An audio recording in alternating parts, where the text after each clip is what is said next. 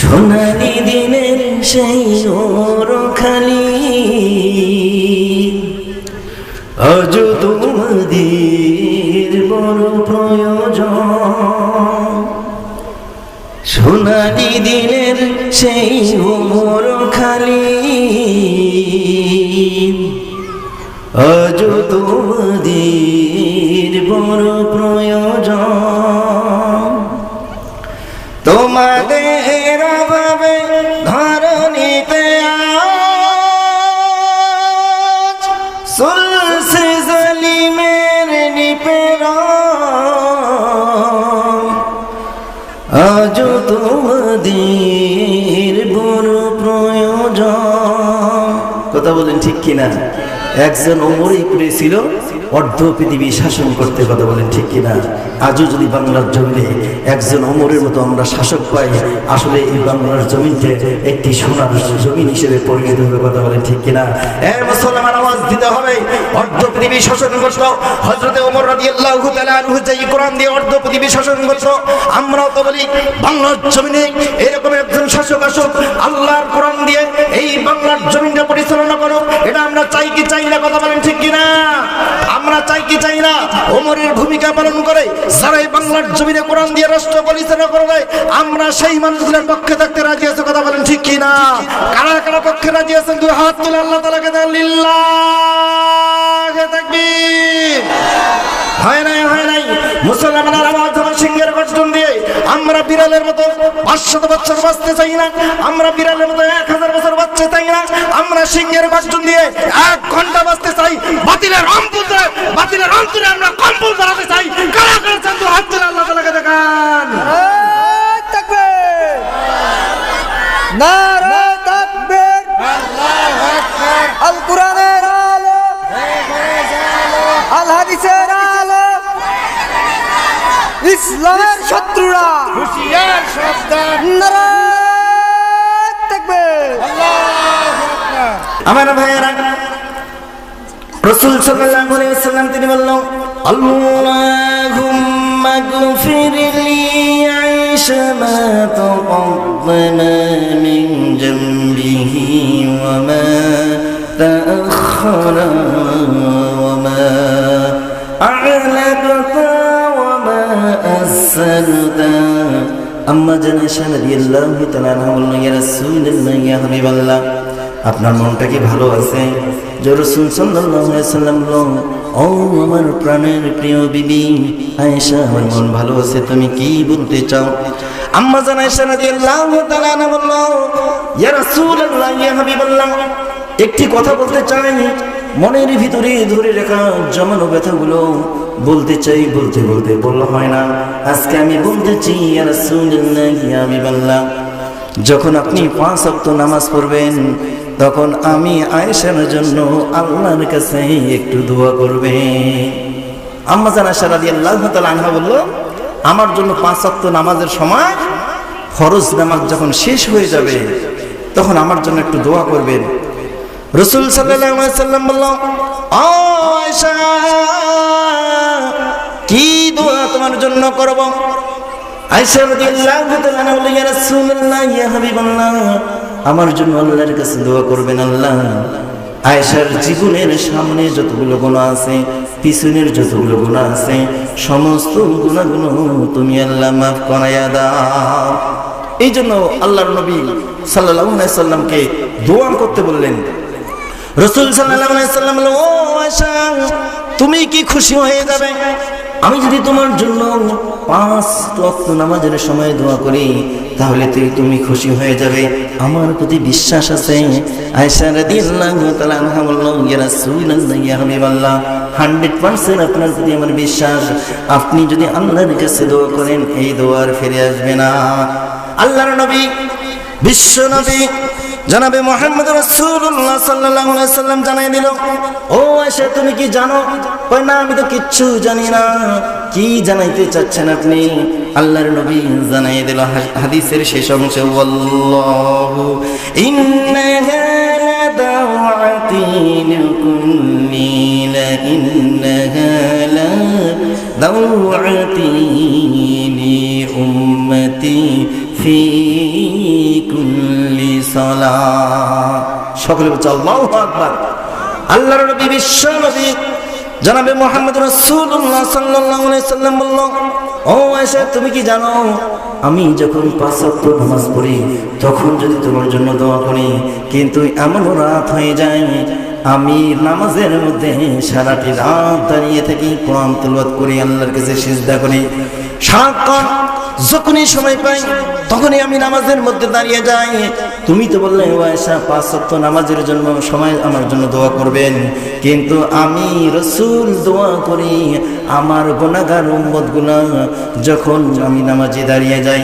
ফরজ নামাজের কথা বাদ দিয়ে দিলাম, ফরজ 5 ওয়াক্ত নামাজ বাদ দেওয়ার পরেও যখন আমি নামাজে দাঁড়িয়ে যাই তখন আল্লাহর কাছে দুহাত তুলে ফরিয়াদ জানাই, হে আল্লাহ আমার যে উম্মতগুলো হবে, ইয়া হাবলি উম্মতি, আমার গুনাহগার উম্মতগুলোর কি হবে? ও আয়েশা তুমি তো জানো না, তুমি বলেছো 5 ওয়াক্ত নামাজের জন্য আমার জন্য দোয়া করবেন, কিন্তু আমি রাসূল সব সময় দোয়া করি আমার গুনাহগার উম্মতগুলোর জন্য। সকলে বলি সুবহানাল্লাহ। সেই রাসূলকে ভালোবাসার দরকার আছে কি না? আল্লাহর নবী নিজের স্ত্রীর দিকে লক্ষ্য করলো না, নিজের সন্তানের দিকে লক্ষ্য করলো না, নিজের পরিবার পরিজনের দিকে লক্ষ্য করলো না। রাসূল সাল্লাল্লাহু আলাইহি ওয়াসাল্লাম সব সময় একটি কথা ভাবতেন, যেই কথাটা হচ্ছে ইয়া হাবলি উম্মতি। সব সময় আপনার জন্য আল্লাহর কাছে দোয়া করত, আমার জন্য দোয়া করত। আমার প্রিয় ভাইয়েরা, এইটুকু একদিন হয়ে গেল আমাদের নবীকে একজন মূর্খ বলে গালি দিল। সকলে বলি নাউজুবিল্লাহ। এ মুসলমান একটু বলেন না নাউজুবিল্লাহ। আমার নবী কি মূর্খ নবী ছিল? না, তিনি সকল নবীদের নবী, তিনি সকল দার্শনিকের দার্শনিক, তিনি ছিল সকল বৈজ্ঞানিকের বৈজ্ঞানিক। যত মাস্টার আছে সমস্ত মাস্টার ছিল আমার নবী। কথা বলেন ঠিক কিনা? ফেনীর জমিনে এক ভিক্টোরিয়া কলেজের এক মুসলমান ঘরের সন্তান প্রফেসর হওয়ার পরেও সে আমার নবীকে বলল মূর্খ নবী। আবারও বলি আমরা নাউজুবিল্লাহ। শুধু মূর্খ নবী বলে ক্ষান্ত হলো না, এই নাস্তিকের বাচ্চা আমার রাসূলকে বলল জিনাকার, এই নাস্তিকের বাচ্চা আমার রাসূলকে বলল নারী ডুবি, এই নাস্তিকের বাচ্চা আমার রাসূলকে কটূক্তি করলো, এই নাস্তিকের বাচ্চা আমার রাসূলকে নিয়ে ব্যঙ্গ তৈরি করলো। আমরা তো বলতে চাই বাংলার জমিনে 92% মুসলমানের দেশে এইরকম নাস্তিকের বাচ্চাগুলো সাহস পায় কিরকম করে? আমরা যদি সমস্ত তাওহীদ জনতা যদি এক হয়ে এই সমস্ত নাস্তিকের বিরুদ্ধে যদি আমরা নারায়ে তাকবীর আল্লাহু আকবার বলে রাজপথে নামতে পারি, বাংলার জমিনে এই সমস্ত নাস্তিকের আস্তানা থাকবে না। কথা বলেন ঠিক কিনা? প্রয়োজন হলে আমার রাসূলকে নিয়ে যদি কটূক্তি করে, আমার রাসূলকে নিয়ে যদি কেউ ব্যঙ্গ করে, প্রয়োজন হলে আবার 2024 সালে 5 আগস্টে আমরা যেভাবে যুদ্ধ করেছি আবারও আমরা যুদ্ধ করার জন্য প্রস্তুত থাকবো। আল্লাহ রাসূলকে যারা কটূক্তি করবে, আল্লাহ রাসূলকে নিয়ে যারা ব্যঙ্গ করবে, বাংলার সমস্ত তাওহীদি জনতা আমরা সেটা বরদাস্ত করতে পারবো না। কথা বলেন ঠিক কিনা? কারা কারা পারবেন না? 2 হাত তুলে আল্লাহ তাআলাকে দেখান। আল্লাহু তাকবীর। আপনাকে আমাকে জানাই দিলাম, টেনশন করিও না, চিন্তা করিও না, সংখ্যা কম হতে পারো, কিন্তু আমি আল্লাহ রাব্বুল আলামিন 2টা জিনিস তৈরি করলাম, একটা হচ্ছে জান্নাত আর একটা হচ্ছে জান্নাত। এই জাহান্নাম আর জান্নাত আল্লাহ তাআলা বলল না না বান্দারে, কোনদিন 2টা জিনিস এক হতে পারে না।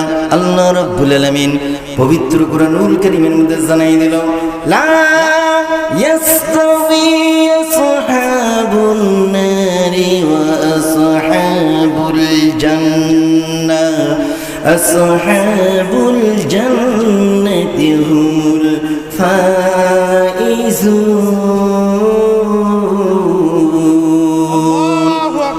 আল্লাহ রাব্বুল আলামিন বলল আমার গোলামেরা, জান্নাত আর জাহান্নাম যেহেতু এক হতে পারে না, তেমনি করে যারা কোরআন শুনে আর যারা কোরআন বোঝে, যারা কোরআন শোনার জন্য আসলো আর যারা রাস্তায় ঘুরে বেড়াচ্ছে, আল্লাহ তাআলা বলল না না, ওই বান্দা আর এই বান্দা কিয়ামত হয়ে যাবে, কখনো এক হতে পারে না। যারা কোরআন শুনে আর যারা রাস্তায় ঘুরে বেড়ায়, এই 2 শ্রেণীর লোক কখনো এক হতে পারে না। কথা বলেন ঠিক কিনা? এ মুসলমান, আওয়াজ দিতে হবে। আজকে আমরা এই তাফসীরুল মাহফিলের 2টি প্যান্ডেল তৈরি করেছি, একটা হচ্ছে মহিলা প্যান্ডেল আর একটা হলো পুরুষ প্যান্ডেল। আমার প্রিয় ভাইরা, প্যান্ডেল হচ্ছে কয়টা বলেন তো দেখি? প্যান্ডেল হলো 2টা, একটা হলো মহিলা আর একটা হলো পুরুষ। কিন্তু যেই সমস্ত ভাইয়েরা এই দুইটা প্যান্ডেল ব্যতি রেখে যারা রাস্তায় ঘুরে বেড়াচ্ছে, আসলে এরা পুরুষ না মহিলা? এরা পুরুষ না মহিলা? কথা বলতে হবে, এরা পুরুষ না মহিলা? এরা পুরুষও নয়, এরা মহিলা নয়। সে যদি মুসলমান দাবি করত, এত সুন্দর কোরআনের আয়োজন, আজকে এই আয়োজন ছেড়ে, জান্নাতের বাগান ছেড়ে সে কখনো রাস্তায় দাঁড়িয়ে থাকতে পারে না। কথা বলেন ঠিক কিনা? আমরা এখান থেকে জানাইতে চাই, যেই সমস্ত বাহিরা মাহফিলে না আসে, রাস্তায় ঘুরে বেড়াচ্ছে, দোকানপাটে আড্ডে পিটাচ্ছে, কুমুটি যারা আছে তারা ব্যতি রেখে যারা রাস্তায় দাঁড়িয়ে দোকানে সময় কাটাচ্ছে, এই সমস্ত মানুষগুলো কোনো মহিলাও নয়, এই সমস্ত মানুষগুলো কোনো পুরুষ নয়। এই মানুষগুলো হচ্ছে তৃতীয় লিঙ্গের একটা মানুষ, সেটাকে বলা হয় হিজরা। কথা বলেন ঠিক কিনা? যারা হিজরা হতে না চায় অবশ্যই মাহফিলের দিকে চলে আসবে। আমরা তাদেরকে এক বাক্যে বলি, তারা কি বলেন? তাদের কি বলেন? বলেন বলেন, একটু শোনেন না, বলেন তো কি তারা? হিজরা। হিজরা না হলে কিসের তারা রাস্তায় ঘুরে বেড়ায়? যেখানে বসলে আল্লাহ তাআলা আপনার জীবনের গুনাহ মাফ করে দেবে, আমার জীবনের গুনাহ মাফ করে দেবে, আমার বাবা মার জীবনের গুনাহ মাফ করে দেবে। এই জান্নাতের বাগানের আশেপাশে যতগুলো কবর আছে, আল্লাহ তাআলা 40 দিনের জন্য এই কবরবাসীর আযাবগুলোকে মাফ করায় দেবে। আল্লাহু আকবার।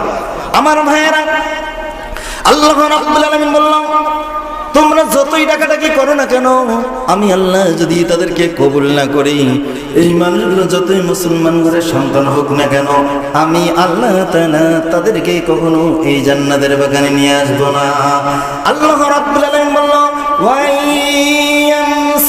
ইয়ামসাসকাল্লাহু বিদুররিন ফালা কাশিফা লাহু ইল্লা হু ওয়া ইউরিদকা বিখাইরিন ফালা রাদ্দা লাফাদলি। সকলে বলি আল্লাহু আকবার। আল্লাহ রাব্বুল আলামিন বললেন, টেনশন করিও না, আমি আল্লাহ তাআলা জানাই দিলাম, যাদেরকে সম্মানিত করব আর যাদেরকে লাঞ্ছিত করব, আমার গোলামেরা জেনে নাও, জেনে নাও, তোমরা যতই ডাকাডাকি করো না কেন, তারা আসবে না। কারণ আমি আল্লাহ তাদেরকে পছন্দ করি না, আমি আল্লাহ তাদেরকে লাঞ্ছিত করব। দেখা যাচ্ছে এই মাহফিলের পাশে যে বাড়িটা, তারা এখানে আসতে পারে নাই, কিন্তু দূর থেকে যেই সমস্ত ভাইয়েরা এসেছে, কারো বা বাড়ি ভুল্লারহাট, কেউ বা এসেছে কালীগঞ্জ, কেউ বা ভোটমারি, কেউ বা ব্যাঙ্গেরহাট, বিভিন্ন জায়গা থেকে এসেছে।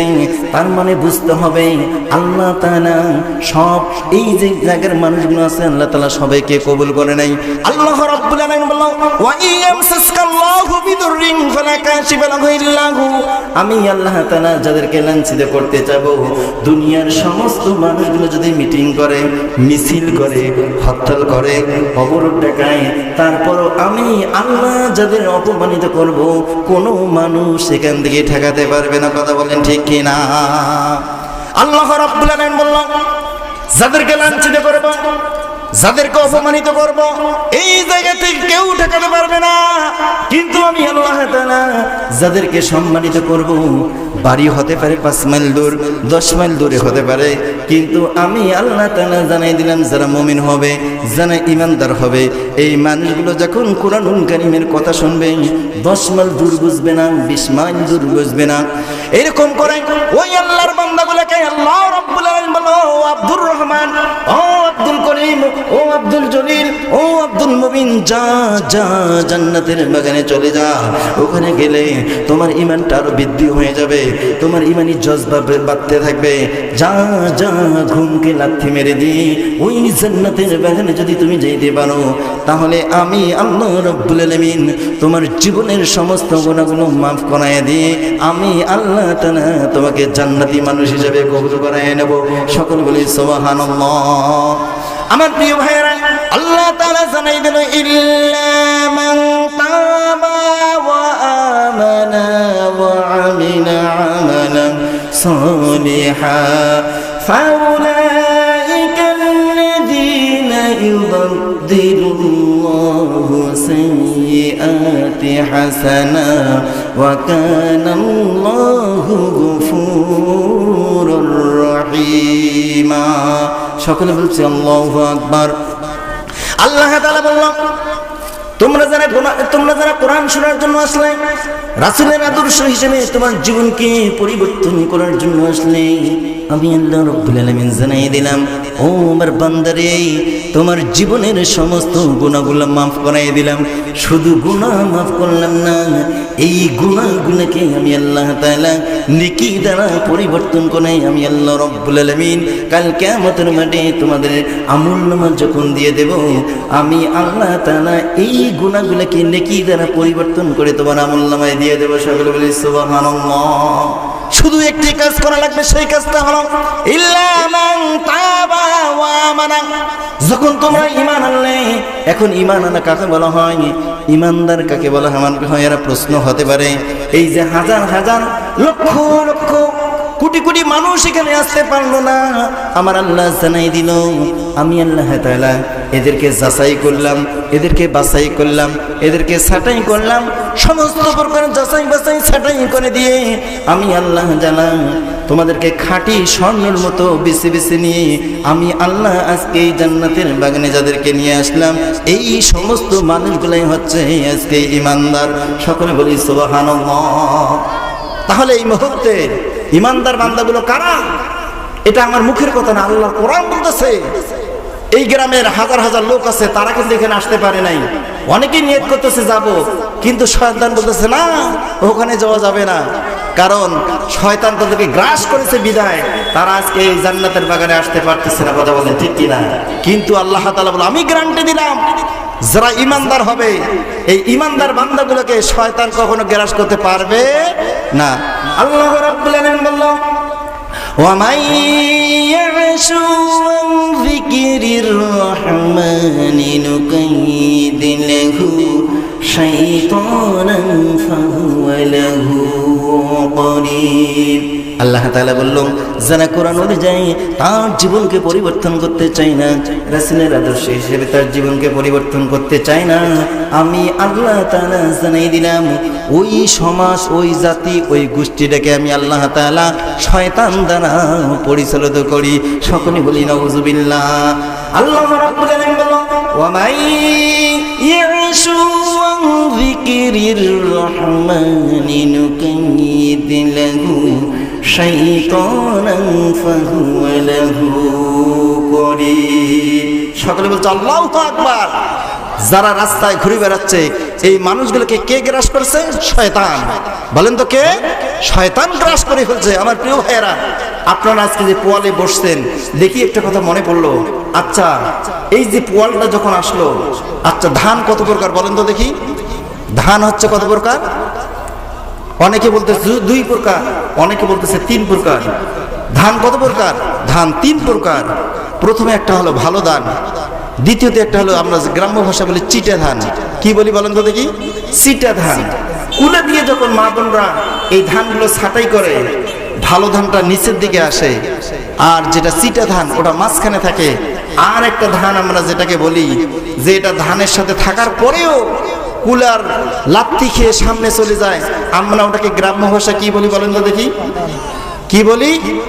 আমার প্রিয় ভাইয়েরা, এই যে ধানের সঙ্গে তারা অনেক দিন থাকলো, তাদের সাথে উঠা বসা করলো, কিন্তু কুলা দিয়ে যখন এগুলো ঝাড়া হয়ে গেল, ধান প্রকৃত ধান যেটা তো সেটা বললো, ও সিটা তুমি আমার সাথে থাকতে পারবে না। এবার সিটা হরতাল করলো, অবরোধ করলো।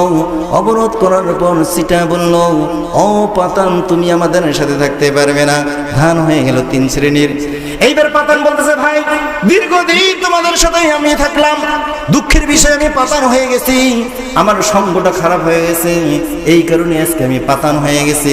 কিন্তু দীর্ঘদিন আমি তো তোমাদের সাথে ছিলাম, আমি তো তোমাদের জাতি ভাই, একটু আমাকে সুযোগ করে দাও।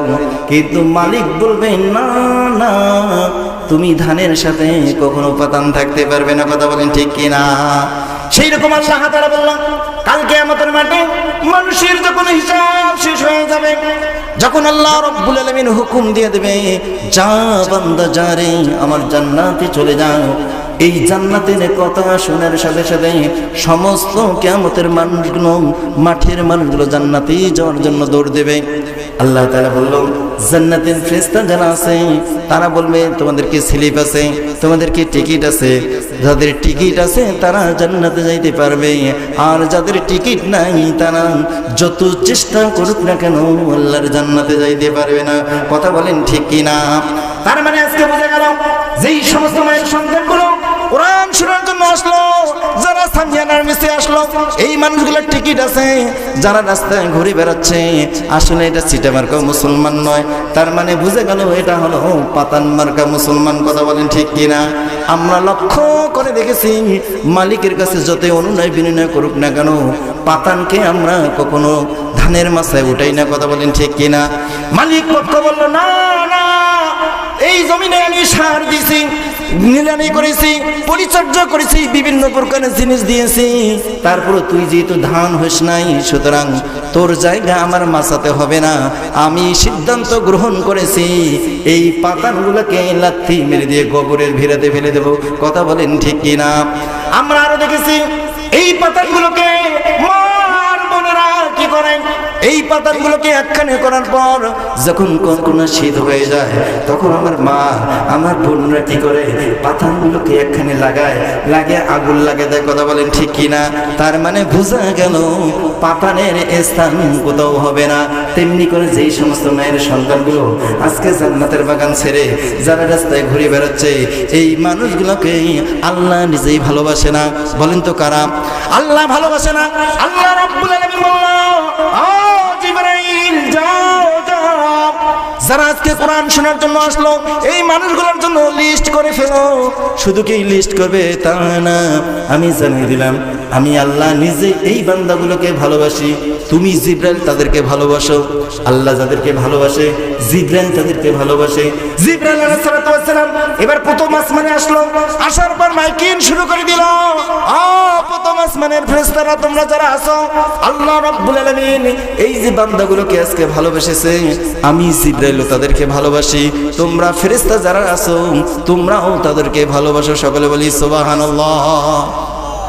শুধু কি তাই আমার ভাইয়েরা, আল্লাহ রাব্বুল আলামিন পবিত্র কোরআনুল কারীমের মধ্যে জানাই দিল ওয়ায়াস্তাগফিরুনা লিল্লাযীনা আমানু রব্বানা ওয়াসি'তা কুল্লা শাইইন রাহমাতান ওয়া ইলমা ফাগফির লিল্লাযীনা তাবু ওয়াত্তাবা'উ সাবিলা وقيهم عذاب الجحيم।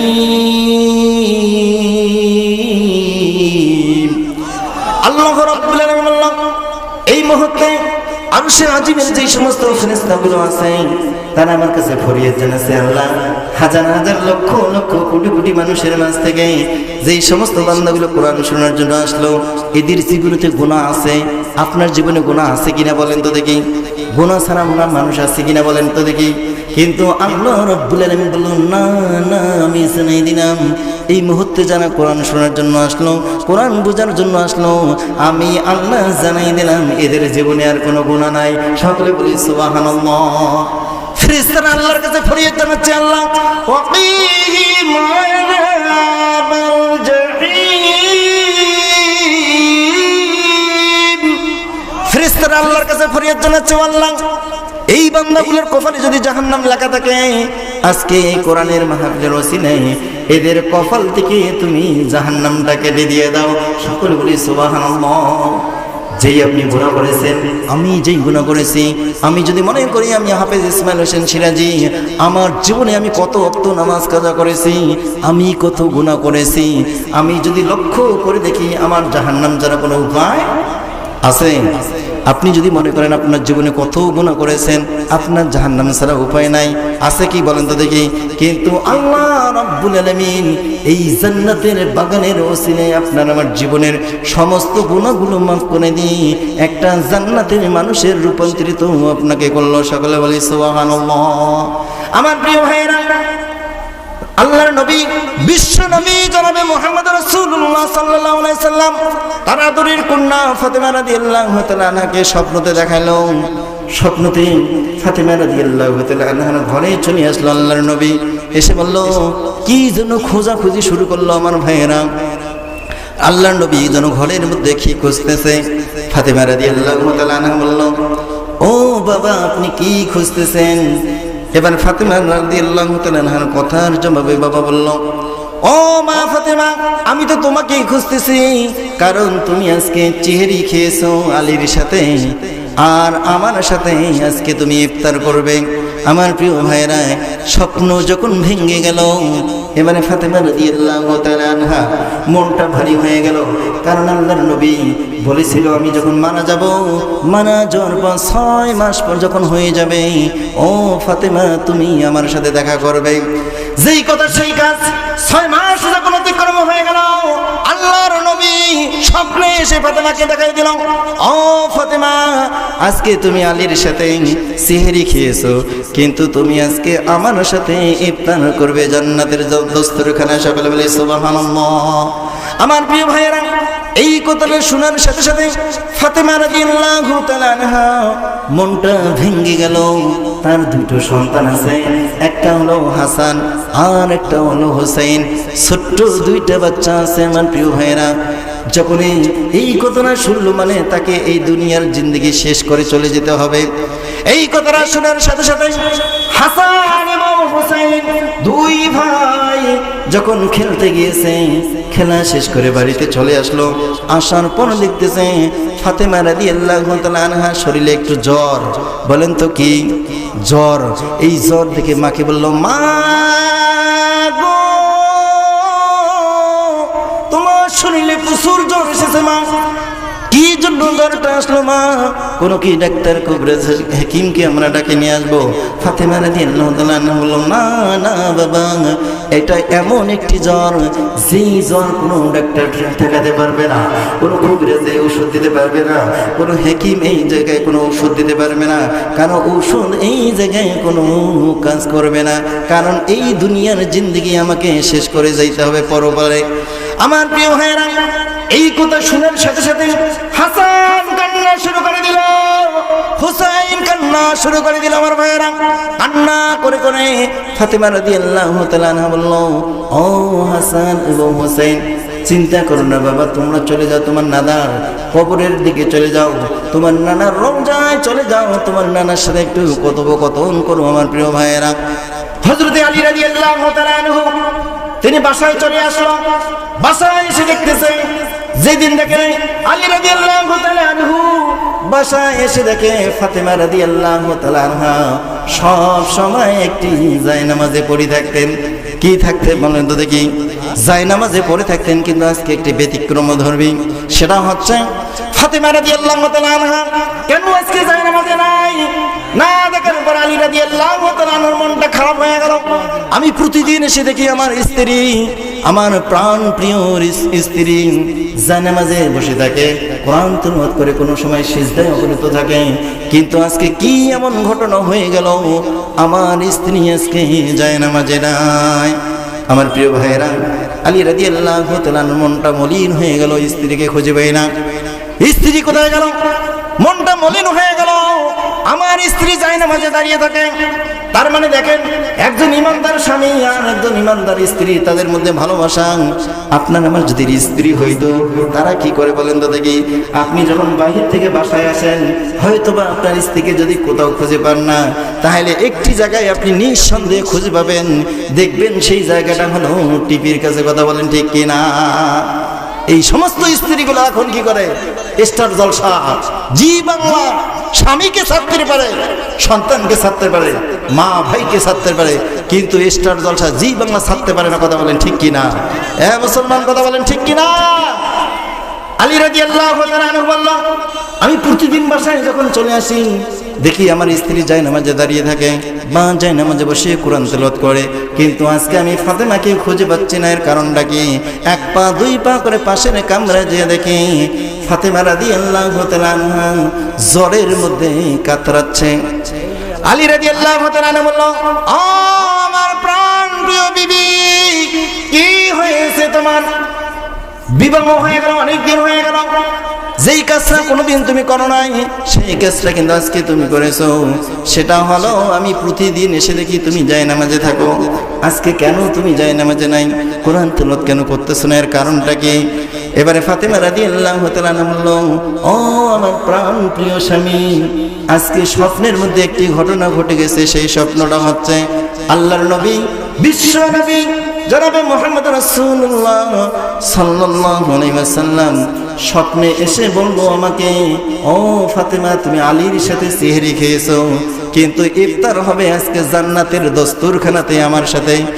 এই কথাটা শোনার সাথে সাথে আমি বুঝতে পেরেছি এই দুনিয়ার জিন্দেগি আমার শেষ, এই দুনিয়াতে আমি আর চলাচল করতে পারবো না, তার মানে আজকে আমার ইন্তেকাল হয়ে যাবে।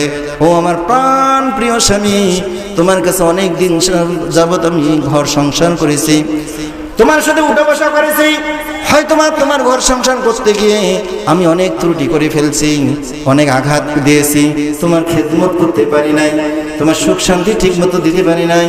ও প্রাণ প্রিয় স্বামী, আল্লাহর ওয়াস্তে তুমি আমাকে মাফ করায়া দাও। আমার প্রিয় ভাইরা, হযরত আলী রাদিয়াল্লাহু তাআলা আনহু দেখলাম এই কথা শোনার সাথে সাথে একটু বাইরে চলে গেল, মুখটা মলিন হয়ে চোখের পানিগুলো মোছা শুরু করে দিল। যার সাথে দীর্ঘদিন ঘর সংসার করলাম, আমার প্রাণ প্রিয় বিবি আজকে এই দুনিয়া থেকে চিরবিদায় নিয়ে যাবে। তার মানে স্বপ্ন হচ্ছে দুই প্রকার। বলেন তো স্বপ্ন কত প্রকার? স্বপ্ন হলো দুই প্রকার। একটা স্বপ্ন হয় শয়তানের পক্ষ থেকে, আর একটা স্বপ্ন হয় আল্লাহর পক্ষ থেকে। তার মানে কোনো মানুষ যদি ফজরের নামাজের সময় স্বপ্ন দেখে, তার মানে এটা হলো 100% সত্যি। ফাতেমা রাদিয়াল্লাহু তাআলা আনহা তিনি সেই সময় স্বপ্নটা দেখেছেন, তার মানে চেরি খাওয়া শেষ হয়ে গেছে। চেরি খাওয়া যখন শেষ হয়ে যায়, তার মানে সুবের সাদিক শুরু হয়ে যায়, ফজরের ওয়াক্ত শুরু হয়ে যায়।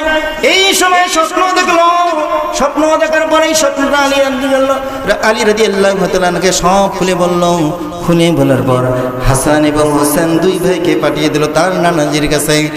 ও হাসান, ও হোসেন, যাও যাও, তোমার নানাজির রওজায় চলে যাও। যেই রওজায় যে তোমার নানার সাথে একটু কথা বলে আসো, আমরা কথাবার্তা বলি। আমার নবী মারা গেছে, এটাকে মারা নবী বলা হয় না। আমাদের নবী কবরের মধ্যেও জিন্দা আছে, কথা বলেন ঠিক কিনা? আমার প্রিয় ভাইয়েরা, আমি যখন হজে গেলাম, যেই সমস্ত হাজি ভাইয়েরা হজে গিয়েছে তারা বলতে পারবে, এই হাজি সাহেবরা যখন আল্লাহর নবীর জিয়ারত করার জন্য যায়, এক হাত নয়, দুই হাত নয়, এরকম করে যখন 20 হাত দূরে আমরা দেখতে পারি আল্লাহর নবীর রওজাটা ওই জায়গায়, কোনো হাজি সাহেব আর ওই জায়গায় ঠিক থাকতে পারে না। সমস্ত হাজিগুলো বেহুশ হয়ে যায়, হাউমা করে কান্না শুরু করে দেয়। আহারে, আমি আল্লাহর নবীর রওজায় এসে গেছি। এই রওজা দেখার সাথে সাথে কোনো হাজি আর চোখের পানি ঠিক রাখতে পারে না। এই সময় সমস্ত হাজিগণ একটি জিনিস উচ্চারণ করে, আসসালাতু আসসালামু আলাইকা ইয়া রাসূলুল্লাহ, আসসালাতু আসসালামু আলাইকা ইয়া হাবিবাল্লাহ। এই কথাটা বলে আর সমস্ত হাজিগুলো ইতিমের মতো চোখের পানিগুলো মুছে, চোখের পানিগুলো মুছার সামনে অগ্রসর হয়ে যায়।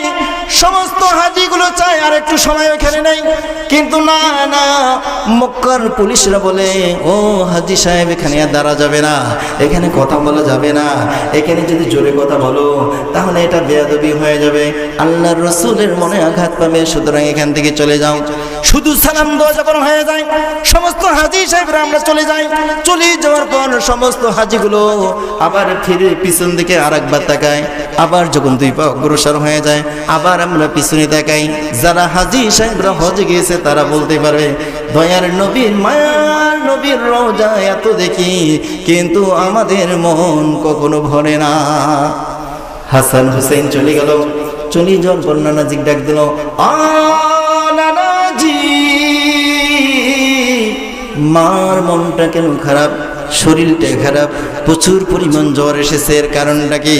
তার মানে মানুষের যদি মৃত্যুর সময় জ্বর আসে তাহলে নিঃসন্দেহে ধরে নেবেন যে এটা হচ্ছে ভালো লক্ষণ। কি লক্ষণ বলেন তোমার ভাইয়েরা? মানুষের যদি মৃত্যুর সময় জ্বর আসে এটা কখনো খারাপ লক্ষণ হতে পারে না, জ্বর আসা ভালো লক্ষণ। ফাতেমা রাদিয়াল্লাহু তাআলা আনহার শরীরে প্রচুর পরিমাণ জ্বর এসেছে। আমার প্রিয় ভাইয়েরা, নারায়ে তাকবীর, নারায়ে তাকবীর। প্রধান বক্তার আগমন, মাহফিলের পক্ষ থেকে নারায়ে তাকবীর। আমার প্রিয় ভাইয়েরা, ফাতেমা রাদিয়াল্লাহু তাআলা আনহার প্রচুর পরিমাণ জ্বর। এই জ্বর দেখে হাসান এবং হোসেন সে কান্না শুরু করে দেয়, মা তুমি তো এই পৃথিবীর থেকে চলে যাবে, আমাদের কি হয়ে যাবে? আমরা তো ছোট মানুষ, যখন রাতের বেলা ঘুমাই মা তোমার গলা ধরে আমরা ঘুমিয়ে পড়ি। তুমি যদি এই পৃথিবী থেকে চলে যাও আমাদেরকে কে ঘুম পাড়াবে? মা না না মা চলে যেও না। ফাতেমা রাদিয়াল্লাহু তাআলা আনহা বলল, ও আমার সন্তান, যত চেষ্টা করো না কেন মৃত্যুর হাত থেকে কোনো মানুষ রেহাই পাবে না। কথা বলেন ঠিক কিনা? চিন্তা করে দেখো না কবরে কি যাইবা না, সেই কবরে আল্লাহ ছাড়া অন্য কেহ রবে না।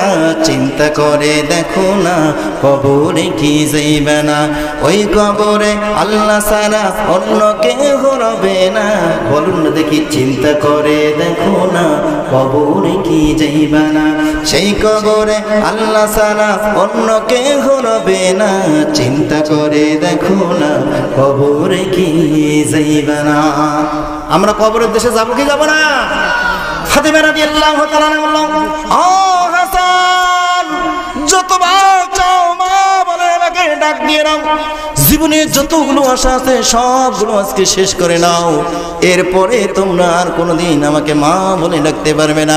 আমার প্রিয় ভাইয়েরা, কোনো মা যদি সন্তানকে এরকম কথা বলে তাহলে কি কারো অন্তর ঠিক থাকতে পারে? একদিকে আলী রাদিয়াল্লাহু তাআলা আনহু কান্না করে, একদিকে হাসান কান্না করে, আর একদিকে হোসেন কান্না করে, আর একদিকে ফাতেমা রাদিয়াল্লাহু তাআলা আনহা কান্না করে। তার মানে বোঝা গেল বাড়িতে কান্নার রোল পড়ে গেল। ফাতেমা রাদিয়াল্লাহু তাআলা আনহা বোঝাচ্ছে, যত কান্না করো না কেন আর কোনো লাভ হবে না। কারণ আল্লাহ তাআলা বলল, কুল্লু নাফসিন যায়িকাতুল মাউত।